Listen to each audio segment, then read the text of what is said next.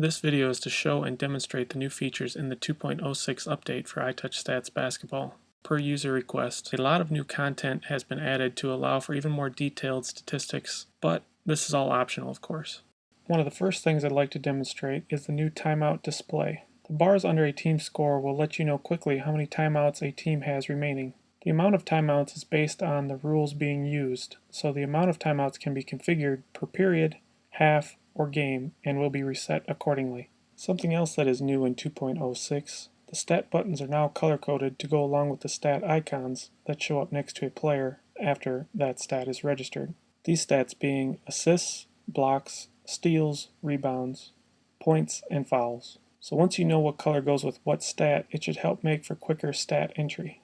The deflect or defensive deflections button has been added to the main scoring screen.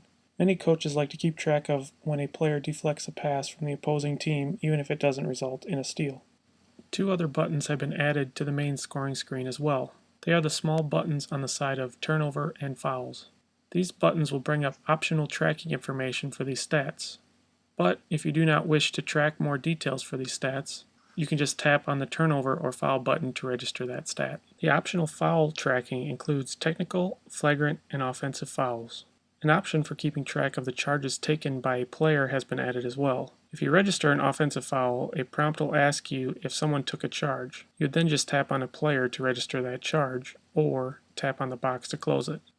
For the advanced statistician, there is now the option to track detailed turnover information, with options to track if a turnover is forced or unforced, and what type of turnover it was. The game report now includes the option to show the breakdown of the turnover types as well as the charges taken and foul types.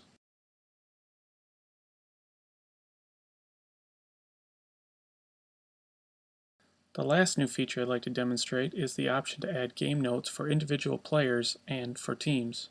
There are a few different places where you can do this, so I'll go over them all. The first way is going into the option menu and going to the stat leaders and notes. To add a game note, you would first tap on the Add Game Notes button, and then select the player or the team you want to add the note to. I'll just make a quick note for Aslan.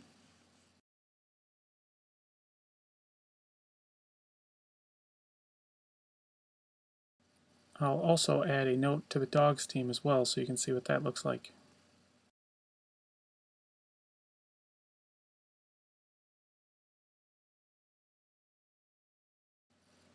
Now that we have a couple game notes, let me show you how this will look in a game report. The notes are not turned on by default, but in the options menu you can choose to display them. You can see that the note for Aslan is displayed under his name, and the note for the team is displayed under the stat totals for that team.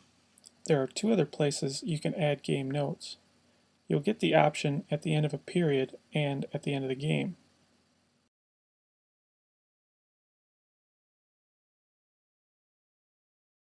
The second option is if a game is finished and you would like to add notes to that game, just go into the Stats menu, select the Game option. From here you just choose the game you want to add the notes to, and you can see that screen is what you saw before. Thanks for watching, and I hope you like the new updates.